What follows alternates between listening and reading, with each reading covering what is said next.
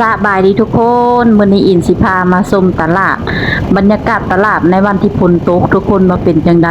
ตอนนี้อินก็กำลังขับรถไปหันนะเบิ่งบรรยากาศแถวทางป้าเตอ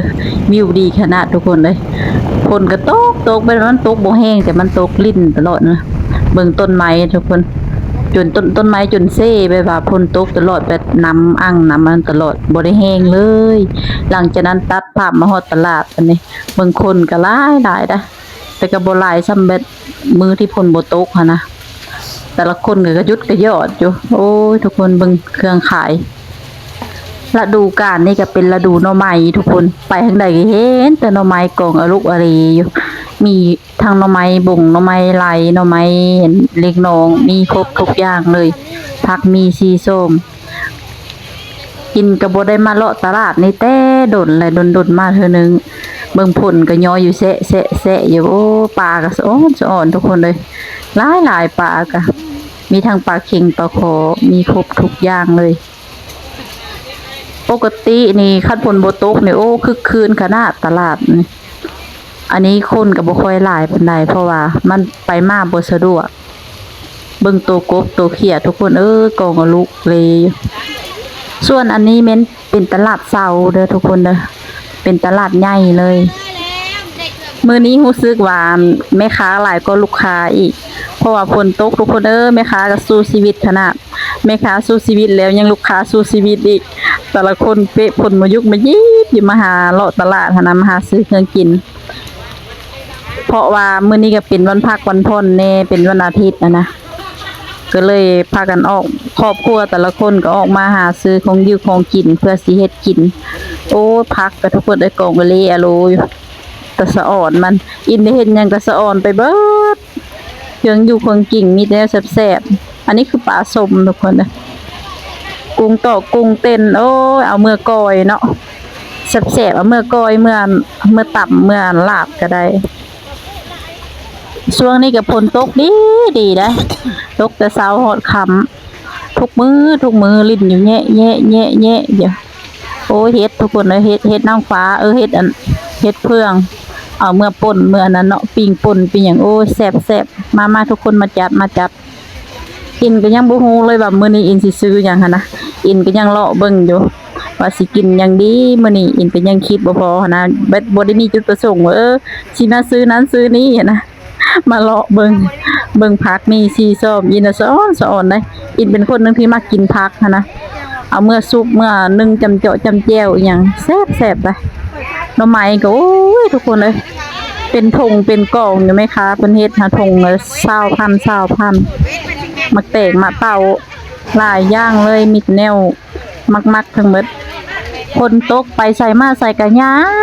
กแถวนี้แถวบ้านนั่นอินให้กระเตกโอ้ยทางเปื้อนแห้งหั่นนะจนบ่อยากออกแต่เฮือนพู้นแล้วมันทางทางอันนั้นแห้งสะอ่อนแต่ป่าทุกคนเลยป่ากับหน่อไม้ได้อยู่ตลาดนี่หลายแห้งช่วงนี้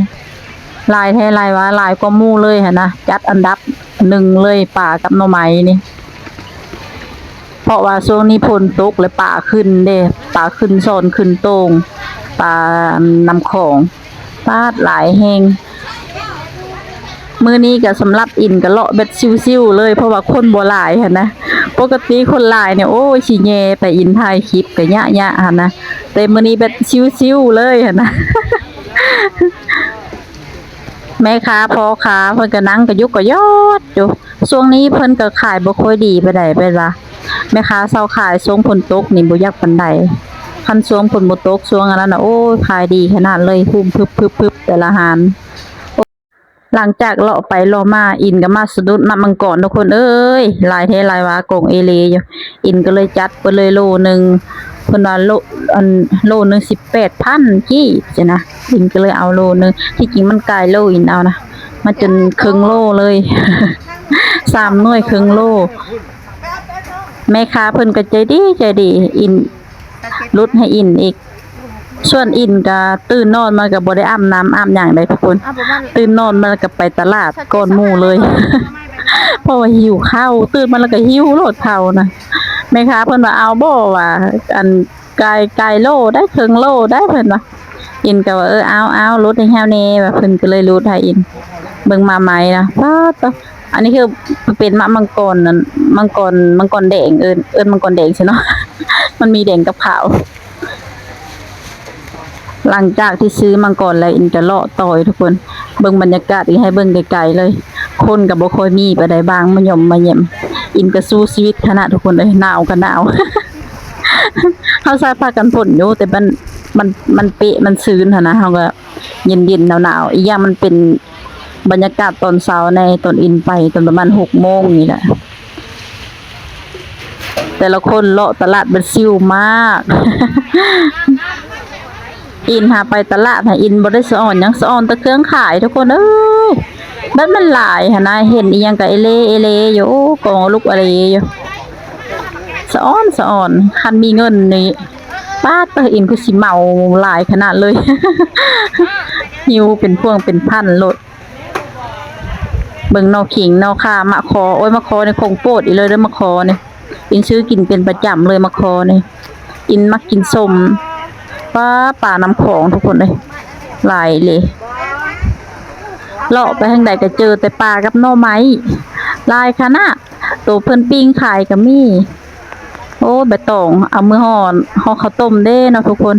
เห็นใบตองกล้วยยามใดคิดเห็นห่อข้าวต้มส่วนหน่อไม้ก็มีทั้งตัวต้มซุปตัวดิบตัวเผาค่ะนะทุกคนมีทุกแบบทุกอันนั้นเลยว่าแต่ต้องการแบบใดมีให้ทุกอย่างเลยอินกับปกตินี่พลตกพลลิ้นเป็นนะโอ้บ่ได้ชูอ้อไปใส่เด้นอนได้ทุกคน แต่มื้อนี้พิเศษแห้งมื้อนี้มาเลาะตลาดเบิ่งบรรยากาศโอ้ยมีแต่แนวแซ่บๆทั้งนั้นเลยส่วนแม่ค้าเพิ่นก็บางคนเขาก็บ่มาบางคนเขาก็มาขายบางคนบ้านไก่บ้านหยังแน่หั่นนะพอมาแต่ไก่มาแต่แถวนอกๆเพิ่นก็มีมาขายฝนตกทางหยางเพิ่นก็บ่ได้มาบางคนก็มักแต่งก็โอ้ยทุกคนต่ำเนาะทุกคนเนาะต่ำมันกินกับปิ้งซีนป๊าดติดต่อของมักเลยนะมีแต่แนวแซ่บๆทั้งนั้นเลยอินมาเลาะมื้อนี้อินก็บ่ได้หยังหลายทุกคนอินก็ซื้อแต่มามังกรแล้วก็อินก็หาเลาะเบิ่งหนังเพราะว่าอินคิดจะกินอย่างนั้นเด้หนังนี่มัดกินนั่นจี้หนังจำแจ้วหั่นน่ะป้าเตอ กินหอยข้าวย่างกินหนังข้าวเบิดเพิ่นว่าแม่นเนาะทุกคนเนาะหอยก็หลายๆแต่อินก็ลืมเบาหอยก็มีทั้งหอยเชอรี่อันนี้ทุกคนหอยเชอรี่แล้วก็หอยปากกวางหรือว่าเอิ้นหอยหน้าบ้านเฮาอินน่ะมักกินหอยหน้าบ้านเฮาไปแล้วหอยเชอรี่น่ะบ่ปานใดคนตกแบบนี้มาเลาะตลาดมันก็ม่วนอีกแบบเลยทุกคนเลยแบบมันได้วิวมันได้บรรยากาศหั่นนะแมงดาเด้อ แม่ค้าเพิ่นก็ซื้อเครื่องซอยแน่สำหรับคลิปนี้ก็